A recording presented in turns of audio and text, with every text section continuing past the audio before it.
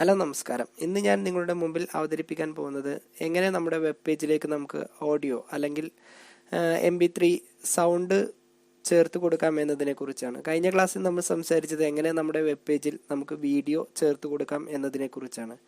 ഇന്ന് നമ്മൾ പറയാൻ പോകുന്നത് എങ്ങനെ നമുക്ക് വെബ് പേജിലേക്ക് MP3 അല്ലെങ്കിൽ WAV അല്ലെങ്കിൽ OGG ഈ രൂപത്തിലുള്ള ഫോർമാറ്റിലുള്ള സൗണ്ട് ഫോർമാറ്റുകൾ എങ്ങനെ നമ്മുടെ വെബ് പേജിൽ ചേർത്ത് കൊടുക്കാം എന്നതിനെ കുറിച്ചാണ്.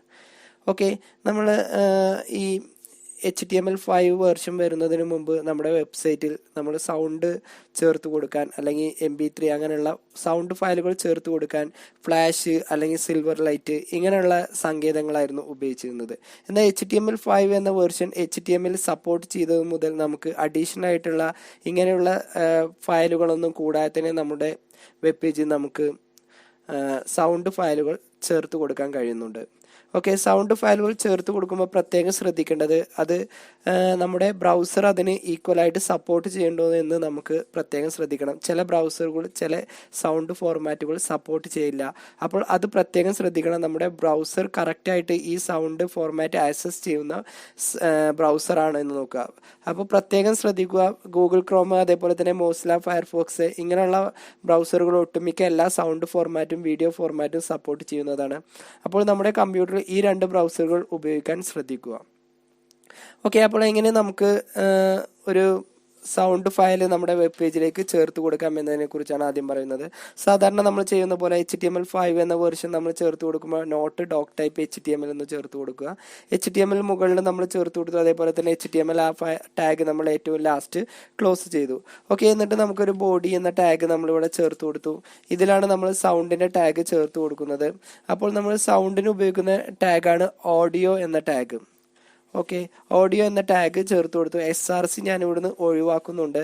ഓക്കെ, അതിനുശേഷം നമുക്കിവിടെ വന്ന് സോഴ്സ് എന്ന് ചേർത്ത് കൊടുക്കുക. സോഴ്സ് എന്നൊരു സ്പേസ് സോഴ്സ് SRC എന്ന് ചേർത്ത് കൊടുക്കുക. SRC എന്ന് പറഞ്ഞാൽ സോഴ്സ് എന്താണ് എന്ന് നമുക്കറിയാം. ഓക്കെ, നമ്മുടെ ഈ ഫോൾഡറിനുള്ളിൽ നമുക്ക് ഒരു സൗണ്ട് ഞാനിവിടെ ചേർത്ത് കൊടുത്തിട്ടുണ്ട്.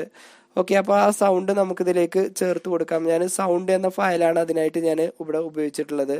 അപ്പോൾ ഞാൻ സൗണ്ട് എന്ന് ചേർത്ത് കൊടുക്കുന്നുണ്ട്. ഓക്കെ, അപ്പോൾ നമുക്കിതൊന്ന് ജസ്റ്റ് ഒന്ന് റണ്ണ് ചെയ്യിപ്പിച്ച് നോക്കാം. സേവ് ചെയ്തിട്ട് നമുക്ക് ഈ ഫയൽ ഒന്ന് റണ്ണ് ചെയ്യിപ്പിച്ച് നോക്കാം. അപ്പോൾ നമ്മൾ ഫയലിൽ പോവുക. അതിനുശേഷം ഡെസ്ക്ടോപ്പിൽ നമ്മൾ എവിടെയാണോ നമ്മുടെ ഈ ഫയൽ സേവ് ചെയ്തിട്ടുള്ളത് ആ ഫോൾഡർ നമ്മൾ ഓപ്പൺ ചെയ്ത് എടുക്കാം.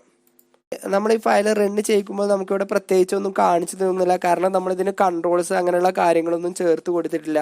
അപ്പോൾ നമുക്കിതിലേക്ക് ഈ ഓഡിയോ ഫയലിൻ്റെ കൂടെ നമ്മൾ കൺട്രോൾസ് ചേർത്ത് കൊടുക്കുക. കൺട്രോൾസ് എന്തിനാണെന്ന് നമ്മൾ വീഡിയോ ടാഗ് ചെയ്തപ്പോൾ നമ്മൾ പറഞ്ഞിട്ടുണ്ട്. അതായത് നമ്മുടെ പോസ് ഓഡിയോ അങ്ങനെയുള്ള ബട്ടൺസുകളൊക്കെ നമുക്ക് ഇതിൻ്റെ ഒപ്പം വരാൻ വേണ്ടിയാണ് നമ്മൾ കൺട്രോൾസ് എന്ന ഫംഗ്ഷന് ഉപയോഗിക്കുന്നത്. അപ്പോൾ നമുക്ക് ഈ സൗണ്ട് ഒന്ന് ഇവിടെ വന്ന് ജസ്റ്റ് ഒന്ന് പ്ലേ ചെയ്യിപ്പിച്ച് നോക്കാം. ഇതിൽ ക്ലിക്ക് ചെയ്ത് കൊടുത്താൽ മതി. അപ്പോൾ നമുക്ക് ഈ ഫയൽ ഇതുപോലെ പ്ലേ ചെയ്ത് വരും. ഓക്കെ, നമുക്ക് എന്താണോ നമ്മുടെ ഫയൽ നമുക്ക് പ്ലേ ചെയ്യേണ്ടത് അതല്ലെങ്കിൽ സ്ക്രീൻ നമുക്ക് നമ്മുടെ വെബ് പേജിലേക്ക് ഒരു സൗണ്ട് ഓഡിയോ ഫയൽ ചേർത്ത് കൊടുക്കാൻ വേണ്ടിയാണ് നമ്മൾ ഇതിലേക്ക് ചേർത്ത് കൊടുക്കുന്നത്.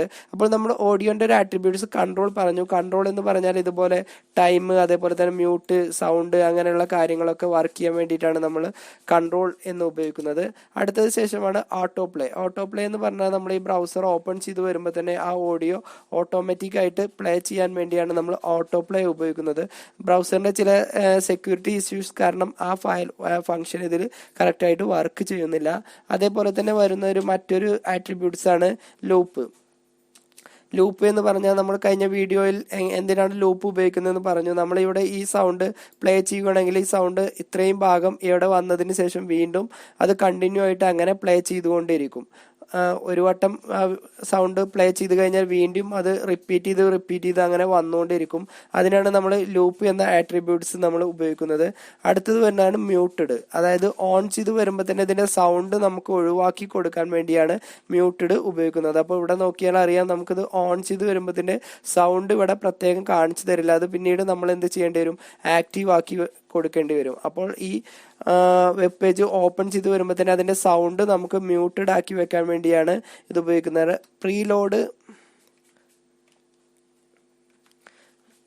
പ്രീലോഡ് എന്ന് പറഞ്ഞാൽ നമുക്ക് ഇത് ഓപ്പൺ ചെയ്ത് വരുമ്പോൾ നമുക്ക് ഏതെങ്കിലും ഒരു പ്രത്യേകം ഓഡിയോ അങ്ങനെയുള്ള കാര്യങ്ങളൊക്കെ നമുക്ക് ഓട്ടോമാറ്റിക്കായിട്ട് ഇതിന് മുമ്പായിട്ട് നമുക്ക് എന്തെങ്കിലും പ്രത്യേകം ഓഡിയോ അല്ലെങ്കിൽ സൗണ്ടൊക്കെ നമുക്ക് ചേർത്ത് കൊടുക്കാൻ വേണ്ടിയാണ് പ്രീലോഡ് ഉപയോഗിക്കുന്നത്. SRC നമ്മൾ എന്തിനാണെന്ന് ഇവിടെ പറഞ്ഞിട്ടുണ്ട്. SRC എന്ന് പറഞ്ഞാൽ നമുക്ക് ഏത് ഫയലാണോ നമുക്ക് ഇതിലേക്ക് ചേർത്ത് കൊടുക്കേണ്ടത് ആ ഫയലിന് നമുക്ക് ഇതിൻ്റെ ഒപ്പം ചേർത്ത് കൊടുക്കാൻ വേണ്ടിയാണ് SRC ഉപയോഗിക്കുന്നത്. അപ്പോൾ ഓഡിയോ ഫയൽ എങ്ങനെ വെബ്സൈറ്റിലേക്ക് ചേർത്ത് കൊടുക്കാമെന്ന് നിങ്ങൾക്ക് മനസ്സിലായെന്ന് വിചാരിക്കുന്നു. അടുത്തൊരു വീഡിയോയുമായിട്ട് നമുക്ക് വീണ്ടും കാണാം.